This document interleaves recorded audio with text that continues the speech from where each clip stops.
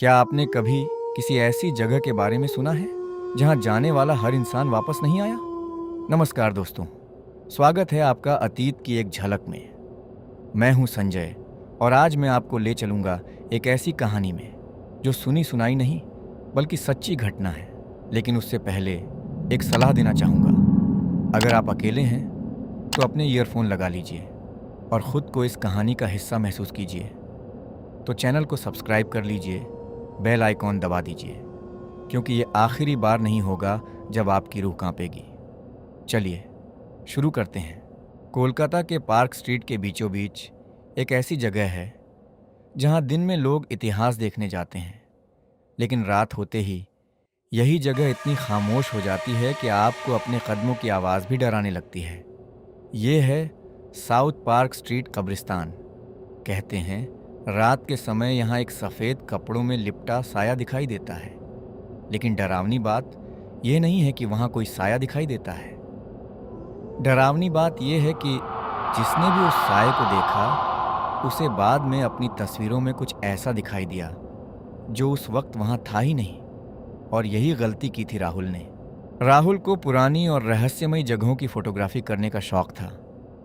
एक शनिवार की रात वो अपने दोस्त अमित के साथ साउथ पार्क स्ट्रीट सिमेट्री के बाहर पहुंचा।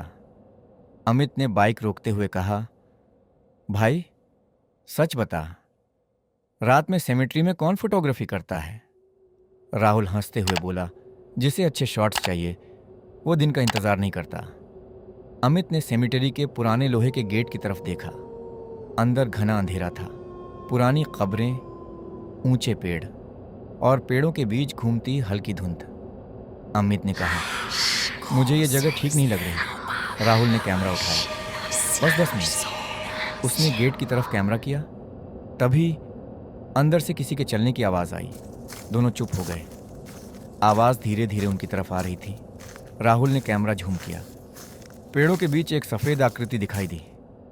एक लंबा आदमी, सफ़ेद कपड़े पहने हुए और सिर नीचे झुका हुआ। वो एक पुरानी कब्र के पास जाकर रुक गया। कुछ सेकंड तक बिल्कुल स्थिर खड़ा रहा, फिर अचानक गायब हो गया। अमित ने राहुल का हाथ पकड़ लिया। चल यहाँ से। लेकिन राहुल ने कहा, एक फ़ोटो तो लेने दे। उसने कैमरा से उसी जगह की एक तस्वीर खींची और तभी सिमेट्री का गेट अपने आप खुल गया। राहुल अंदर चला गया। अमित भी मजबूरी में उसके पीछे गया। गेट उनके पीछे धीरे से बंद हो गया। बाहर पार्क स्ट्रीट की गाड़ियों की आवाज़ आ रही थी, लेकिन अंदर आते ही सब कुछ शांत हो गया। राहुल ने कई पुरानी कब्रों की तस्वीरें लेना शुरू किया। अचानक उसके कैमरा की स्क्रीन फ्लिकर हुई। उसने गैलरी खोली। पहली फोटो सिर्फ सेमेट्री, दूसरी फोटो पुरानी कब्रें, तीसरी फोटो देखकर राहुल के हाथ रुक गए। उन दोनों के ठीक पीछे वही सफ़ेद कपड़ों वाला आदमी खड़ा था। अमित ने तुरंत पीछे देखा। वहाँ कोई नहीं था। उसने कहा, फोटो डिलीट कर। राहुल ने डिलीट दबाया। फोटो डिलीट नहीं हुई। उसने दोबारा कोशिश की, फिर भी नहीं, बल्कि फोटो अपने आप झूम होने लगी। सफ़ेद आदमी का चेहरा धीरे धीरे साफ दिखाई देने लगा, लेकिन वहाँ चेहरा था ही नहीं।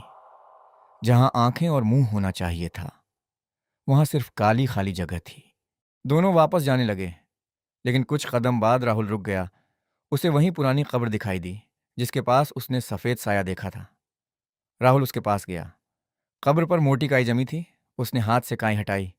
कुछ अक्षर दिखाई दिए। EH। नाम बाकी मिट चुका था। नीचे एक और लाइन थी। राहुल ने फ़ोन की फ्लैशलाइट डाली। उस पर लिखा था, he was never buried alone. Rahul ने धीरे से कहा, इसे अकेले दफन नहीं किया गया था। अमित ने पूछा, तो किसके साथ? तभी उनके पीछे से एक बच्चे के रोने की आवाज़ आई, माँ। दोनों ने पीछे देखा, कुछ नहीं था। फिर वही आवाज़, इस बार और करीब, माँ। आवाज़ के पीछे चलते हुए दोनों सेमेट्री के और अंदर पहुंच गए। एक छोटी पुरानी कब्र के सामने उन्हें लकड़ी की टूटी हुई गुड़िया मिली। अमित ने उसे उठाया। अचानक हवा तेज हो गई, पेड़ हिलने लगे और चारों तरफ से फुसफुसाहट आने लगी। वापस रख दो। अमित ने डरकर गुड़िया नीचे फेंक दी। उसकी हथेली पर अचानक एक काला निशान उभर आया। एक नाम, एडवर्ड राहुल कुछ समझ पाता उससे पहले उसके पीछे किसी के खड़े होने का एहसास हुआ। वही सफ़ेद साया। इस बार वो बहुत करीब था। उसने धीरे से अपना सिर उठाया और पहली बार उसकी आवाज़ सुनाई दी, तुमने मेरी कब्र देखी? राहुल पीछे हट गया। साया एक कदम आगे आया। अब मेरी कहानी भी सुनो। अचानक राहुल की कैमरा स्क्रीन अपने आप चालू हो गई। स्क्रीन पर एक पुरानी तस्वीर दिखाई दी। एक आदमी, एक छोटी बच्ची और वही सेमेट्री। तस्वीर के नीचे एक तारीख थी 1892। राहुल ने कैमरा बंद करना चाहा, लेकिन स्क्रीन बंद नहीं हुई। तस्वीर में खड़ी बच्ची धीरे धीरे कैमरा की तरफ देखने लगी और फिर उसने मुस्कुराया। राहुल ने घबराकर अमित की तरफ देखा, लेकिन अमित वहां नहीं था। अमित, कोई जवाब नहीं। फिर दूर से आवाज आई, राहुल। आवाज एक पुराने मौजूलियम के अंदर से आ रही थी। राहुल, इधर आ। राहुल धीरे धीरे उस तरफ बढ़ा। तभी कैमरा की स्क्रीन पर वही मौसोलियम दिखाई दिया और उसके अंदर अमित खड़ा था। अमित कैमरा की तरफ देख रहा था। उसका चेहरा डर से कांप रहा था। उसने बहुत धीरे कहा, राहुल, अंदर मत आना। उसके पीछे वही सफेद साया खड़ा था। साया धीरे धीरे अमित के कंधे पर हाथ रखता है और स्क्रीन ब्लैक। राहुल पूरी ताकत से भागा। उसके पीछे कदमों की आवाज आने लगी, थक थक थक। वो और तेज भागा।